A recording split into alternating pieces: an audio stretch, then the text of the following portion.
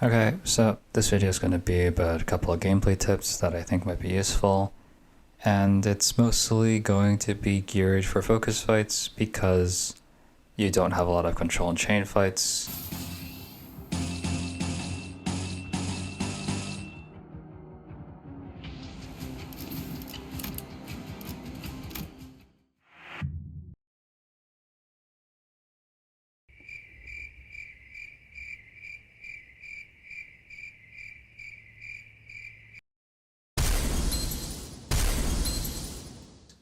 And most of them tend to be pretty trivial anyways. Okay, first thing I'll talk about damage forecasts. What's a damage forecast? It's what I call the number that shows up on enemy skills when they're attacking you and you aren't clashing them. That number, well, the small one is the minimum damage a skill will do. The large one is the maximum damage a skill will do.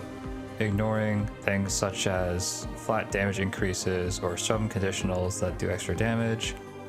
Something like coin power may or may not show up in this, but for the most part, it is generally reliable. This means that once you check how much damage you're going to be taking from skills, you realize you can ignore some of them. Say a skill is doing less than 10 damage, it's pretty safe to ignore unless it has some sort of crippling debuff attached to it. And even then, maybe you can ignore the debuff anyways. This also means that you can ignore high clash skills if they do low damage, something like a single coin. A good example of this is the Pequod Villagers in Refraction Railway 3. They had a single coin that clashed really high because they had really high OL and it rolled really high naturally. But if it was targeting a Pierce Resist ID, it would do maybe barely double-digit damage, anywhere from 10 to 15 damage, unless they're also Pride Weak. But for the most part, you could ignore them because they did no damage, which means you don't have to spend resources like an Ego or High Roll Skill 3 to counter them. You can focus on dealing with the other Pequod villagers that are using actually threatening skills.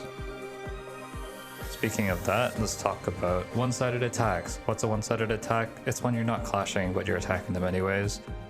So most of the time, you'll get this if you're not paying too much attention. You'll most likely get this with IDs that are slower because they can't clash. But if you have multiple IDs that are faster, you can set it up so your faster ones can attack before your slower ones. How this would work is because if you can redirect a clash, you'll clash it, right? So let's say you have 3 sinners that are faster than your enemy, and then whoever clashes is the one sinner that has their skill assigned last, which means that you can theoretically in this situation get 2 free attacks before you even clash the enemy. This is useful. Let's say if they have a high stagger bar, you stagger them before they move, then you don't have to worry about the clash. You could have multiple, you could have skill 1s, but you know, because you're not clashing them anymore, you can use the skill 1s freely without having to worry about taking too much damage because they're already staggered. You can also use this to guarantee debuffs, debuff applications. Maybe the debuff is burn, it'll give you coin power when the person is clashing last, so you go from a losing clash to a winning clash. Maybe it's attack down, maybe it's paralyzed, maybe it's LCCB-issues tremor that you really want to apply, so you don't have to worry about tremor potency for the next couple of turns. Stuff like that. That's why one-sided attacks are really useful. And it's just a reminder that combined with stuff like damage checks or damage forecasts, you really don't have to clash everything to get through this game. Okay, this next part's a bit unrelated. It's mainly for discard. It relates to how you draw your skills in discard. So let's say when you're looking at the skill slot, you'll see that you have the 2 skills you can select from and the upcoming skill that you're going to draw. With a discard ID, what happens if you get 2 skills at discard and a skill 1, and an unknown skill if you discard, obviously, because when you discard, you draw 2 skills. One which you know is a skill 1, pretty trash. Unknown skill could be another skill 1, that'd be really bad, you draw 2 skill 1s. So how to not deal with this as often is if you have your 2 skills at discard, you put a defense skill over your bottom one and use the top one. What this will do is that the top skill will no longer discard your bottom skill, because it's covered by the defense skill.